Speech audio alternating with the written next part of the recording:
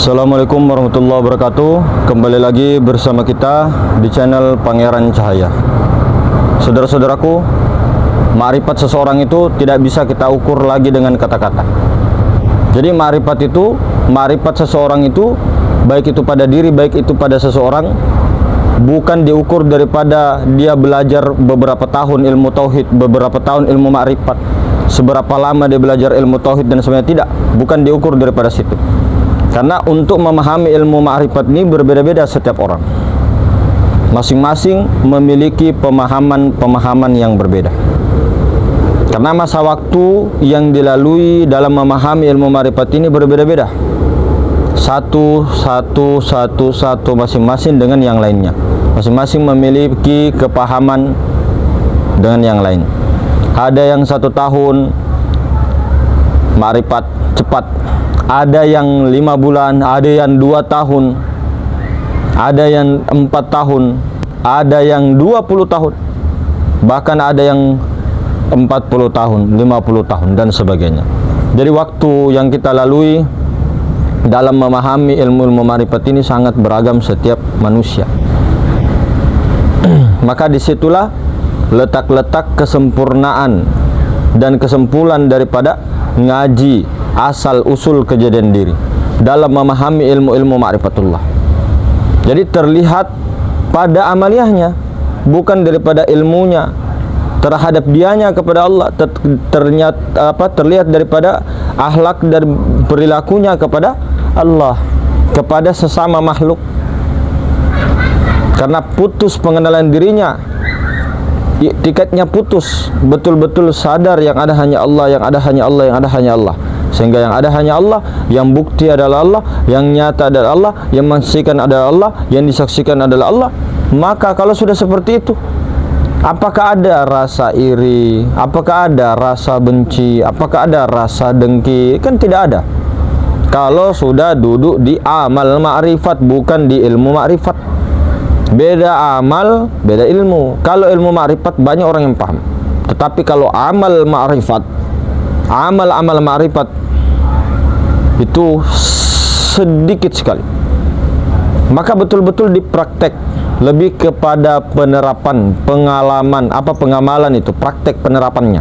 Bukan hanya di keilmuan, bukan hanya di kepahaman saja. Maka betul-betul fana akan dirinya. Mulai daripada muraqabah, merasa diawasi, diintai oleh Allah, tidak lagi dipermainkan oleh nafsu, oleh akal-akal fikiran-fikiran kita, oleh orang yang melanggar daripada syariat-syariat, hukum-hukum yang hukum-hukumnya Allah Subhanahu wa taala. Bagaimana dia memandang betul-betul Allah Subhanahu wa taala pada diri dan segala sesuatu itu yang dipandang hanyalah Allah. Maka inilah seorang manusia yang diberi hidayah oleh Allah. Maka hadirin semulakan, maka di dalam pengenalan itu, insan kamilnya itu tampak pada pengamalannya. Adabnya sempurna, akhlaknya sempurna. Itulah pemahaman yang baik. Semakin kuat ma'rifatnya, semakin kuat syariat. Semakin kenal dirinya kepada Allah, maka semakin meningkat amalnya kepada Allah. Maka semakin ma'rifat dirinya, semakin syariat, semakin kencang, kuat daripada amalannya, syariat. Silakan Pak, silakan. Maka hadirin semulakan, maka itulah orang-orang yang sangat dirahmati oleh Allah Subhanahu wa taala dan dikaruniai dari segala apa yang telah diberikan Allah. Maka inilah keilmuan yang terlihat ketika dia mengamalkan, dia terlihat daripada syariat-syariatnya itu terlihat, nampak pada tubuhnya, batang tubuhnya, mematuhi dalam perintah-perintah syariat. Nampak pada hatinya, hadir hatinya kepada Allah. Nampak pada hakikatnya, terlihat pada ruhnya. Ruhnya selalu bermusyahadah, bermuraqabah, bermukasyafah, bermusyahadah lawan Allah. Maka dia tetap yang dipandang hanya sekali-kali, yang disaksikan hanya Allah. Maka orang-orang yang dari tauhid menyaksikan Allah dengan zikirnya, dengan tauhidnya, dengan i'tikadnya, dari jalur Nur Muhammad Yang memandang Nur Muhammad, yang dipandang Nur Muhammad, yang memandang Nurullah, yang dipandang Nur Muhammad, kemana-mana memandang Nur Muhammad. Tidak lagi sebenarnya untuk membuat dari segala yang disengaja keakuan dirinya selain daripada akuannya Allah. Tidak lagi memandang daripada makhluk, tidak lagi memandang apapun yang masuk kepada dirinya itu makhluk dan keluar kepada dirinya itu makhluk. Tidak ada lagi makhluk dalam pandangan batinnya, sirnya tidak ada lagi. Kalaupun masih ada makhluk-makhluk yang ada, makhluk dalam pandangan sirnya, rahasianya, maka itu belum lagi daripada duduk di amal ma'rifat, belum lagi duduk di sir, belum hilang wujud keakuan dirinya, masih tampak keakuan makhluk pada dirinya. Ketika melihat kucing, ketika melihat hewan, ketika melihat segala-galanya, dia tidak melihat segala sesuatu itu. Dia tidak melihat asya sesuatu, tapi dia melihat Allah. Sebelumnya dia lihat Allah. Sebelum dia lihat sesuatu, dia lihat Allah. Setelah lihat sesuatu, dia lihat Allah. Bersama sesuatu, dia lihat Allah. Di dalam sesuatu, dia lihat Allah. Diliputi segala sesuatu yang dilihat Allah.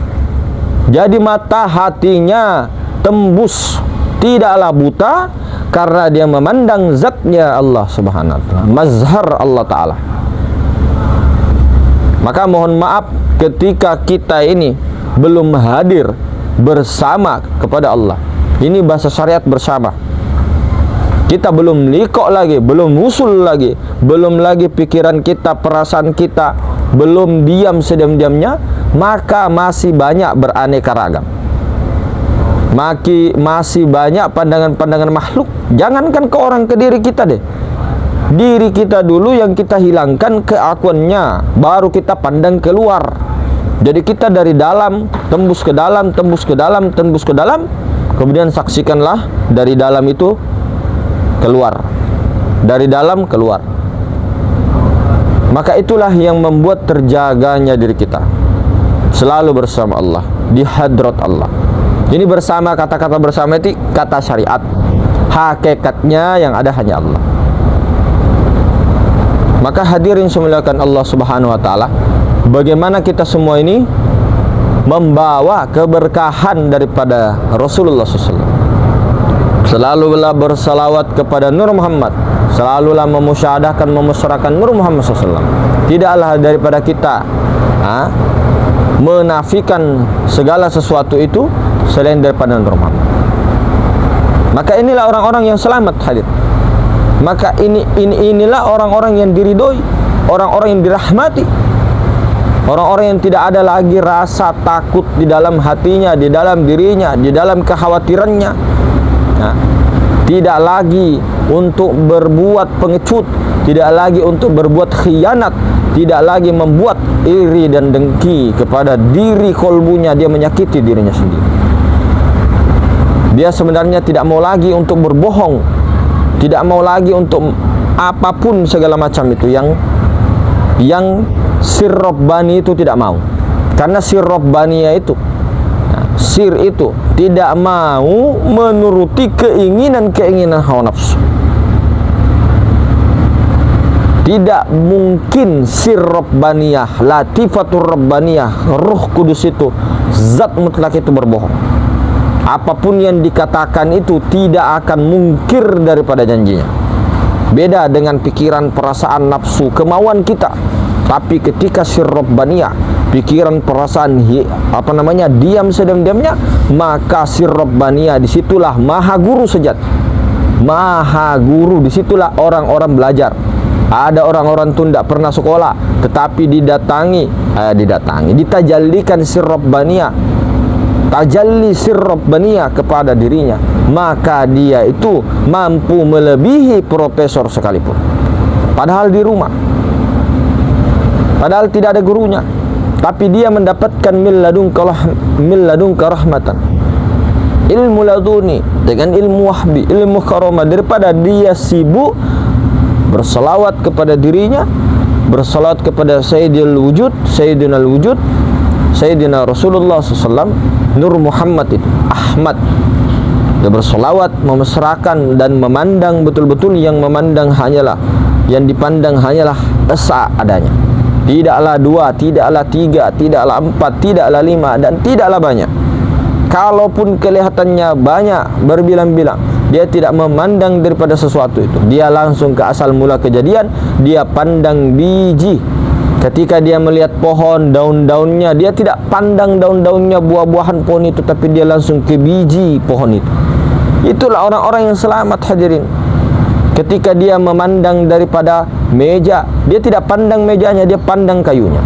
Ketika dia pandang baju, dalam pandangan syariat dia pandangannya ke baju, tapi dia pandang bukan bajunya, tapi dia pandang kapasnya. Ketika dia melihat badik atau keris atau tombak, dia langsung melihat besi. Ketika dia melihat es batu, dia tidak lihat es batu, dia langsung melihat tembus ke air. Itu orang-orang yang kasyaf maknawiyah, bukan kasap-kasap tai, seperti melihat jin, melihat ini itu dan sebagainya, cahaya ini dan itu. Ingat kisah Sayyidina Sayyidi Syekh Abdul Qadir Al-Gilani, ketika didatangi cahaya dan ketika bisikan itu ada, dikatakan, aku yakin kamu itu iblis. Karena paham Pak Syekh Abdul Qadir Al-Gilani, karena zat Allah lah yang dituju, sementara zat Allah itu tidak serupa dengan sesuatu. Zat Allah itu laisa kamitslihi syai', selalu kan diulang-ulang itu, selalu diulang-ulang itu.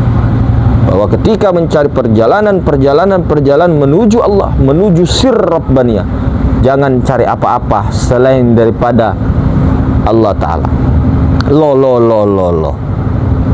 Bagaimana caranya mencapai Allah sementara kita ini belum kenal? Kenal dulu melalui ilmu. Makanya ada martabat ahadiyah, wahdah, wahidiyah. Maka ada martabat kosong, titik alif. Makanya ada dikatakan maha ruang, kemudian ditunjukkannya supaya mampu melebur ke situ. Kalau tidak tahu alamat yang dituju, hanya yakin Allah, lama itu belum tentu juga dapat. Belum tentu dapat maharuannya. Kalau sudah dapat maharuangnya, belum tentu juga melebur ke sana. Baru dalam kepahaman, oh ini Allah, oh ini Allah yang maha suci, oh maha ruang yang tidak berupa, yang tidak berbentuk. Paham, dia sudah menemukan. Tapi tahap-tahap caranya untuk meleburnya bagaimana, praktek tajalli itu, dan tubadil bagaimana. Apakah hanya meyakini saja Allah? Tidak, betul-betul ditubadilkan, ditajallikan, dileburkan perasaan pikiran kita sehingga tajalli. Ada kan praktek-prakteknya, tubadil, tajallinya. Tentu saja melalui proses-proses tazkiyatun nafs, melalui proses-proses pembersihan kolbu, jiwa kita. Ketika sudah kolbu dihantam dengan kulima Allah, dihantam terus masuk kepada ruh, tembus kepada sir zatullah, maka itulah orang-orang yang memusyahadahkannya secara terus-menerus hingga masuk ke dalam makom fana. Ketika orang sudah masuk ke dalam makom fana, lebur kepada dirinya 24 jam baqobillah. Baqobillahnya tentunya di syariatullah.